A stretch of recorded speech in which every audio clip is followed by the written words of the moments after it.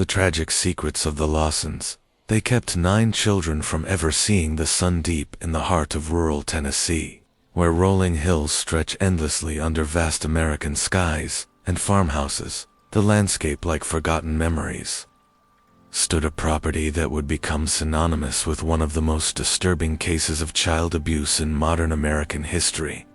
The weathered wooden structure, with its peeling white paint and overgrown yard choked with weeds and brambles, appeared abandoned to the few travelers who passed along the dusty county road.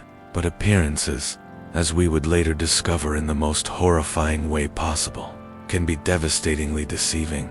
The Lawson family had purchased this isolated 47-acre property in the autumn of 1987, seeking what Harold Lawson claimed was a return to simpler times, away from what he described as the corrupting influences of modern American society. Harold, a stern man in his early 40s, with piercing gray eyes that seemed to look through rather than at people, and hands permanently stained and calloused from years of manual labor, had convinced his wife Margaret that complete isolation was the only path to raising their children in what he called spiritual purity. Margaret Lawson had once been a vibrant, beloved third-grade teacher at Hillcrest Elementary School in Nashville. Her former colleagues remembered her as someone who could light up a classroom with her infectious laughter and genuine care for every student who walked through her door. She had degrees in education and child psychology, had won teaching awards, and had dreamed of making a difference in young lives. But love, or what she believed was love, had gradually transformed her from an independent, educated woman into someone who would surrender her voice, her profession, and ultimately her children's freedom to her husband's increasingly rigid and dangerous beliefs. The transformation didn't happen overnight. It began subtly, with Harold expressing concerns about the moral decay he witnessed in public schools. He spoke passionately about protecting their family from drugs, violence, and what he termed godless influences. Initially, Margaret found his protective instincts admirable. She agreed to homeschool their children, thinking she could provide them with superior education while maintaining family values. She had no way of knowing that she was taking the first step down a path that would lead to unimaginable darkness. What began as a sincere desire for self-sufficiency and spiritual growth slowly, insidiously transformed into something far more sinister. The Lawsons didn't just live off the grid, they existed in a world entirely separate from reality, where Harold's word became absolute law, where questioning meant severe punishment, and where the outside world was painted as a source of pure evil that would corrupt and destroy anyone who encountered it. By 1995, 8 years after their retreat from civilization, the family had grown to include 9 children, ranging in age from 3 to 17. Sarah, the eldest, had been born just 2 months before the family's retreat from what Harold called the corruption of modern society. She possessed her mother's gentle features and intelligent brown eyes, but carried the crushing weight of responsibility that no teenager should ever bear. She had become a surrogate mother to her younger siblings, protecting them from their father's worst rages, while trying to maintain some semblance of normalcy in their abnormal world.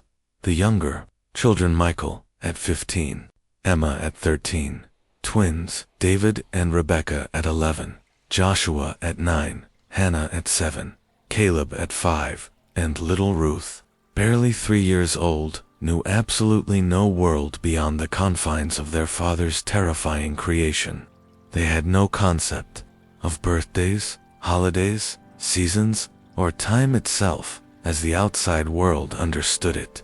Their reality was measured not in days or months, but in their father's moods and the ever-present darkness that surrounded them. The farmhouse itself had been methodically transformed into a fortress of control and isolation. Harold had spent months carefully boarding up every single window in the house, claiming that outside light carried with it the corruption and evil of the modern world. He hammered thick plywood over glass panes, then covered these barriers with heavy black curtains, creating multiple layers of darkness that seemed to swallow not just light, but hope itself. The result was a perpetual twilight that pressed down on the inhabitants like a physical weight. The children lived in this suffocating darkness, illuminated only by dim oil lamps and flickering candles that cast dancing, grotesque shadows on the walls. The house smelled perpetually of kerosene, unwashed bodies, and fear. Every room had been stripped of anything that might connect to the outside world. No mirrors, no photographs except those Harold approved, no books beyond his carefully selected religious texts, and certainly nothing that might spark curiosity about life beyond their prison walls. Educational materials consisted solely of Harold's handwritten notebooks, filled with his increasingly twisted interpretations of religious doctrine and select biblical passages that supported his authoritarian worldview. The children learned to read from passages about obedience, submission, and the dangers of questioning authority. Mathematics was taught through calculating food rations and household supplies, with Harold emphasizing that knowledge should serve only practical purposes that supported his control. Science was forbidden entirely, dismissed as mankind's arrogant and sinful attempt to understand mysteries that belonged to God alone. Harold had convinced his children that the outside world had ended in apocalyptic destruction sometime during their early childhood. He told elaborate stories of nuclear war, plague, and social collapse, describing how they were the only survivors of God's judgment on a wicked world. According to Harold's mythology, stepping outside would mean instant death from radiation, disease, or attacks from the demon-possessed survivors who roamed the wasteland that had once been America. The outside world, for these children, might as well have been another planet in a distant galaxy. They had no concept of television, radio, computers, or any technology beyond oil lamps and hand tools. They didn't know about schools, playgrounds, other children, shopping malls, restaurants, or any of the experiences that define childhood. In America, their universe consisted of four walls: their siblings, their broken mother, and their father's unquestionable, terrifying authority. Margaret, once an educator who believed passionately in nurturing young minds and helping children discover their potential, had become a shadow of her former self. Years of psychological manipulation, isolation, and what would later be recognized as severe spousal abuse had systematically worn away her resistance, her personality, and her will to protect her own children. She moved through the house like a ghost, preparing meals in complete silence and avoiding eye contact with her own children. The woman who once filled classrooms with laughter and learning now barely spoke above a whisper, and when she did speak, her words were carefully chosen to avoid triggering Harold's explosive rage. The daily routine was rigid, punishing, and designed to break any spirit of independence or curiosity. The children woke every morning in complete darkness, with no way to distinguish dawn from midnight except for Harold's commands. They completed exhausting household chores by candlelight, scrubbing floors, preparing meals, maintaining the oil lamps, and caring for the vegetable garden that Harold had established in the basement under grow lights. These lights were the only electric illumination in the house, powered by a hidden generator that Harold operated in secret. Meals were eaten in absolute silence, with any conversation requiring Harold's explicit permission. The food itself was carefully rationed, with Harold claiming that gluttony was a sin and that hunger built character. The children never ate until they were full, and they learned to be grateful for whatever meager portions they received. Table manners were strictly enforced, with any violation resulting in the loss of the next meal. Education occurred in the basement, where Harold delivered his lessons by candlelight, his voice echoing off the cold stone walls like a sermon from the darkest period of American history. He taught them that curiosity was sinful, that questioning authority was evil, and that their survival depended entirely on their complete obedience to his will. The children learned to recite his lessons word for word, knowing that any deviation would result in severe punishment. Physical punishment was swift, severe, and designed to create lasting trauma. Looking toward a boarded window, even accidentally, earned a brutal beating with a leather strap. Asking questions about the outside world resulted in days without food and solitary confinement in a locked closet. Speaking without permission meant standing motionless in the basement for hours while holding heavy objects. The children learned to move through their own home like frightened whispers, terrified of making any sound that might trigger their father's volcanic wrath. As the years passed relentlessly, the isolation took its devastating toll on everyone, in different ways. Sarah, now approaching adulthood, began experiencing what we would later understand as severe clinical depression. Her body, deprived of sunlight for over a decade, showed visible signs of rickets and vitamin deficiencies. Her spine was beginning to curve, her teeth were loose and discolored, and her skin had taken on an unhealthy, translucent pallor that made her look like a ghost. Her younger siblings displayed various developmental delays, behavioral abnormalities, and physical symptoms that should have immediately raised medical concerns in any civilized society. The community, what little existed in this remote corner of Tennessee, had long forgotten about the Lawson family. Neighbors lived miles apart across the rolling hills, and Harold had deliberately chosen property far from prying eyes and curious visitors. The few times anyone inquired about the family over the years, Harold would appear at the property line, like a sentinel, explaining in his calm, authoritative voice that they were missionaries preparing for overseas evangelical work and preferred not to be disturbed during their period of spiritual preparation. Local authorities had no reason whatsoever to suspect anything amiss. The property taxes were paid promptly and in full every year. No complaints had ever been filed by neighbors or former associates. No truancy reports existed because the children had never been enrolled in any school system. In an era before widespread internet connectivity, social media, and digital record-keeping, it was surprisingly easy for an entire family to simply disappear from public consciousness and official oversight. But secrets, especially ones this dark and this devastating, have a way of demanding to be revealed. The children, despite their isolation and indoctrination, were still human beings with basic needs and instincts that could not be permanently suppressed. Their hunger for sunlight, for connection, for understanding of the world beyond their prison, grew stronger with each passing year, creating an internal pressure that would eventually find a way to escape. As Chapter 1 of this tragic tale concludes, we stand at the threshold of revelation.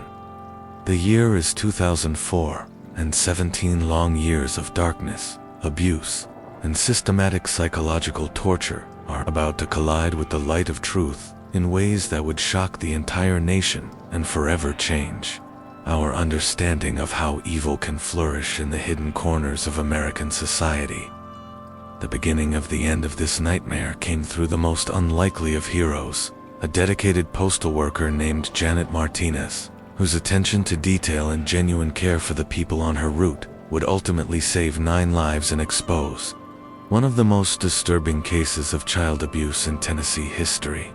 Janet had been delivering mail to the rural roads of Hamilton County for over 15 years, and she took genuine pride in knowing every family, every pet, and every peculiarity on her expansive 127-mile route. She knew which houses had elderly residents who needed extra time to get to the door, which dogs were friendly despite their fierce barking, and which families were struggling financially and might appreciate her not honking when bills arrived. The Lawson mailbox, a rusted metal container at the end of a long, winding dirt driveway that disappeared into overgrown woods, had always puzzled and somewhat troubled her. Mail delivery to the Lawson property was sporadic and strange. Most deliveries consisted of government documents, bulk religious materials from obscure publishers, and occasional packages that Harold would collect immediately, as if he had been watching for her arrival. In 15 years of service, Janet had never seen a single member of the Lawson family except for Harold himself, and even those encounters were brief and unsettling. He would appear at the property line like a specter, accept whatever mail she had, and disappear back into the woods without the normal pleasantries that characterize rural mail delivery. What troubled Janet most was the complete absence of normal family mail. No birthday cards, no holiday packages from relatives, no school communications, no medical bills, no subscriptions to magazines or newspapers. The Lawsons seemed to exist in a complete vacuum, cut off from every normal aspect of American life. Over the years, she had occasionally mentioned her concerns to her supervisor, but without concrete evidence of wrongdoing, there was little that postal authorities could or would do. In March 2004, on a cold Tuesday morning, when frost still covered the ground and the Tennessee hills were shrouded in early morning mist, Janet noticed something that made her pause during her regular delivery to the Lawson mailbox. A piece of paper, small and carefully folded, had been wedged into the mailbox's red flag mechanism. Her initial instinct was to ignore it. People sometimes left notes for mail, carriers requesting package deliveries or schedule changes, but something about the desperate, secretive way it had been hidden made her look more closely. The note was written on what appeared to be a torn piece of brown paper bag, using what looked like charcoal rather than a pen or pencil. The handwriting was careful, but childish, with letters that seemed to have been practiced and perfected through tremendous effort. The message, which would haunt Janet for the rest of her life, contained just 4 words that would change everything. "Please help us escape." Janet's hands trembled as she read those words again and again, trying to process their implications. Her heart began racing as she looked toward the farmhouse, barely visible through the overgrown trees and morning fog, and for the first time in 15 years of mail delivery to this address, she really noticed how unnaturally quiet and dark the property appeared. No lights in windows, no sounds of daily life, no signs of normal human activity. Even the most reclusive families showed some evidence of life, but the Lawson property seemed almost abandoned. Despite Harold's regular appearances to collect mail, rather than follow normal procedures and report the incident through postal service channels, which could take days or weeks to result in action, Janet made a decision that would prove to be life-saving. She drove directly to the Hamilton County Sheriff's Office, her mind racing with possibilities and fears about what she might have discovered. Sheriff Robert Coleman, a veteran law enforcement officer with 30 years of experience in rural Tennessee, initially approached Janet's concerns with the professional skepticism that comes from decades of investigating complaints that often turn out to be misunderstandings or neighbor disputes. Anonymous notes weren't uncommon in rural areas, and they rarely led to genuine emergencies. However, Janet's reputation for reliability, her detailed observations about the property's unusual characteristics over 15 years, and her obvious distress convinced Sheriff Coleman that this situation deserved immediate personal attention. The sheriff's investigation began with a thorough review of county records related to the Lawson family. What he discovered was troubling in its absence of normal documentation. No school enrollment records for any children, no medical records at local hospitals or clinics, no utility connections except for a propane delivery service, no building permits for the modifications that neighbors occasionally reported seeing Harold make to his property. The Lawson family existed in official records only as property owners and taxpayers, with no other evidence of normal participation in community life. On March 18, 2004, Sheriff Coleman drove out to the Lawson farm with Deputy Lisa Parker, expecting to conduct what he assumed would be a routine welfare check that would likely result in a reasonable explanation and an apology for wasting police time. The drive down the long dirt driveway revealed a property that seemed frozen in time, with farm equipment from decades past rusting in overgrown fields and outbuildings that appeared ready to collapse from neglect. Harold Lawson met them at the property line, just as he had done with previous visitors over the years. Emerging from the woods as if he had been watching their approach, he was prepared with his usual explanations about missionary work, spiritual preparation, and the family's desire for privacy during their religious studies. Harold's demeanor was calm, authoritative, and convincing, exactly what you would expect from someone who had spent 17 years perfecting his deception. But Sheriff Coleman, armed with Janet's observations and his own growing suspicions based on the county records review, pushed beyond Harold's carefully constructed facade. He asked direct questions about the children's education, their medical care, and their social development. Harold's answers, while superficially reasonable, contained inconsistencies and evasions that raised additional red flags for the experienced officer. The legal breakthrough came when Deputy Parker, while Harold was explaining his family's situation to Sheriff Coleman, spotted movement behind one of the boarded windows on the second floor of the farmhouse. For just a moment, a small pale hand was visible between gaps in the wood, pressed against the glass as if someone was desperately trying to see outside. That single observation, witnessed by a trained law enforcement officer, provided the probable cause needed to obtain an emergency search warrant.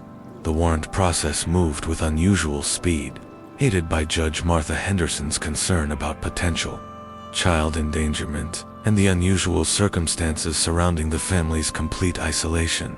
On March 20th, 2004, a full team of law enforcement officers, social workers, emergency medical personnel, and child psychologists descended upon the Lawson farm, prepared for what they hoped would be a routine investigation that would clear up any misunderstandings.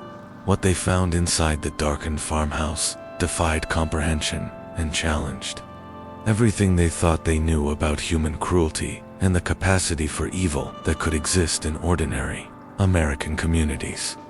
The front door opened into a world of perpetual darkness that seemed to swallow their flashlight beams.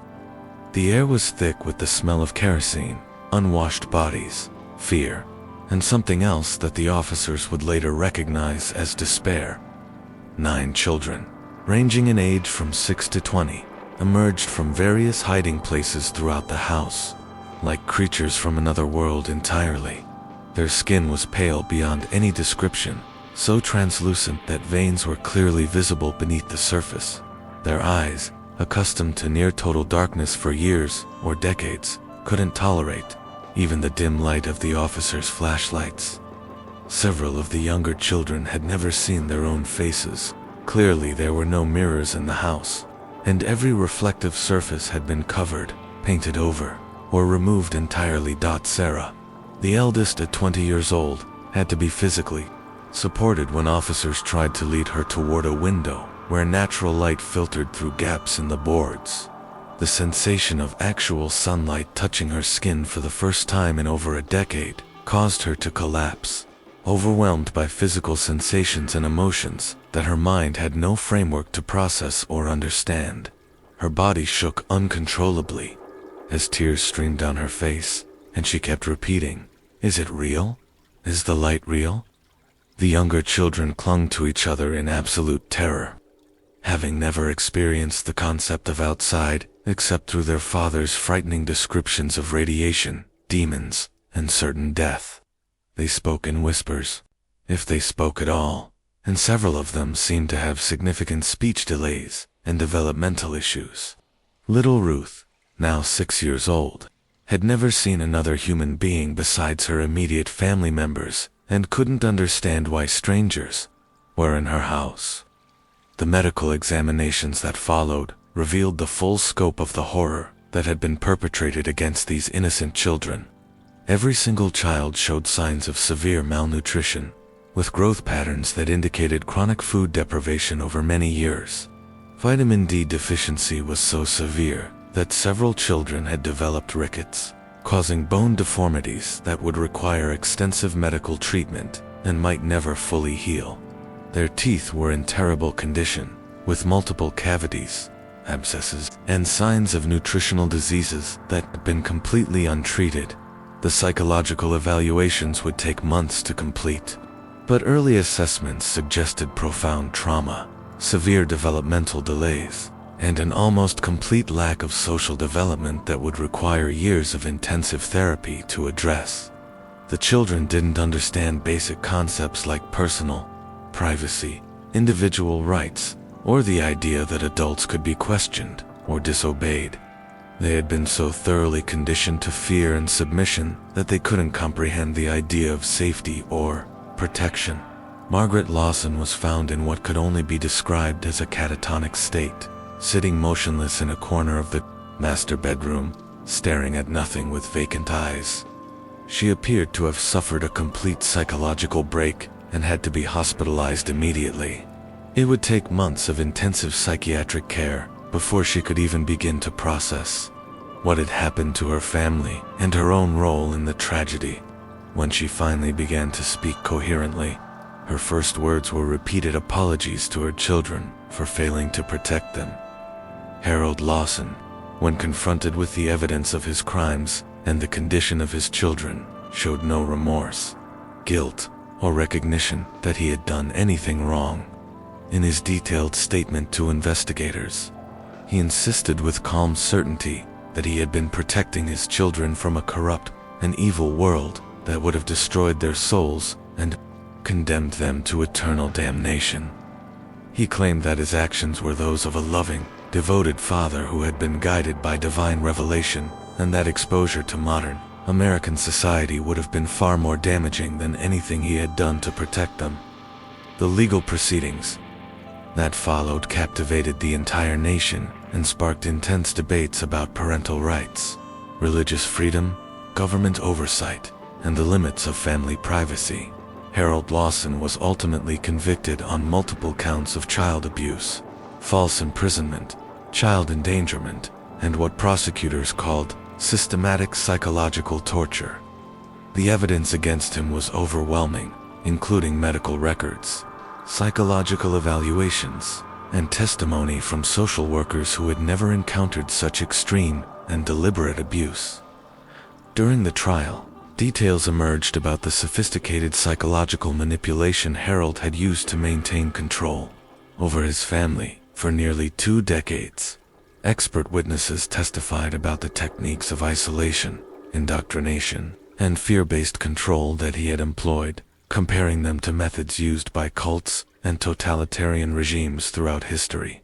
The prosecution successfully argued that Harold's actions went far beyond religious belief or parental authority and constituted deliberate, systematic torture of his own children. Harold Lawson received a sentence of life in prison without the possibility of parole, making him one of the most severely punished child abusers in Tennessee history. Margaret, after extensive psychiatric evaluation and expert testimony about domestic abuse and psychological coercion, was deemed a victim rather than a perpetrator and was not charged, though she would struggle with overwhelming guilt and trauma for the rest of her life. The 9 Lawson children began the long, difficult, and ongoing process of integration into a world they had never known existed. Specialized foster families were carefully selected and extensively trained to help them navigate basic concepts that most people take for granted: electricity, running water, television, computers, automobiles, and human interaction beyond their immediate family. The process was slow, often painful, and marked by setbacks and breakthrough, moments that brought both hope and heartbreak to everyone involved in their care. Sarah, despite her severe trauma and the years of abuse she had endured, showed remarkable resilience and determination to build a new life. With intensive therapy, educational support, and the kind of medical care she had been denied for 20 years, she eventually earned her GED and went on to study social work at a Tennessee community college. She dedicated her life to helping other victims of abuse and became a powerful advocate for children's rights and protection. Several of her siblings made similar progress, though the psychological and physical scars would influence their entire lives in ways both visible and hidden. The case led to significant changes in how authorities monitor isolated families, investigate potential abuse situations, and respond to reports of suspicious circumstances. New protocols were established for welfare checks, educational oversight, and community awareness programs designed to identify families who might be living in dangerous isolation.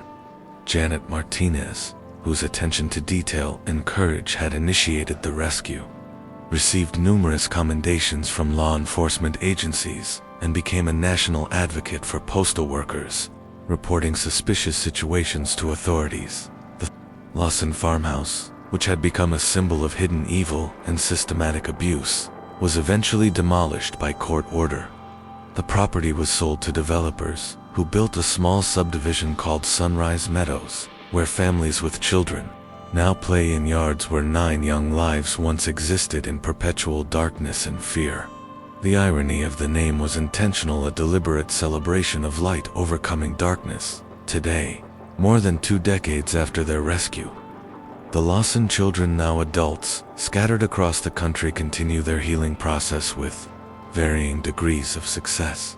Some have been able to build relatively normal lives, complete with careers, relationships, and families of their own.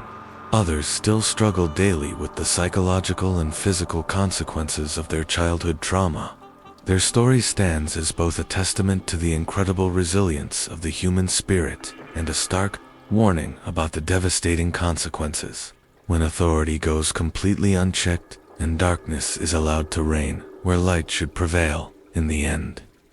The tragic secrets of the Lawsons remind us that the most horrific abuse often occurs not in dramatic, visible ways that make headlines, but in the quiet, hidden spaces where no one thinks to look till someone brave enough and caring enough finally does. It's a story that challenges us to pay attention to the signs around us, to trust our instincts when something seems wrong, and to remember that behind every closed door, there might be someone desperately hoping for rescue, waiting for the light to finally break through their darkness. Thank you for watching another tale unfold here on NW Storytime. Every story hides a secret, and tonight you uncovered another one. Tell me in the comments where you're watching from. I'd love to know how far these stories travel. If you enjoyed this mystery, don't forget to like, share, and subscribe. It helps us keep the secrets alive. Until next time, stay curious,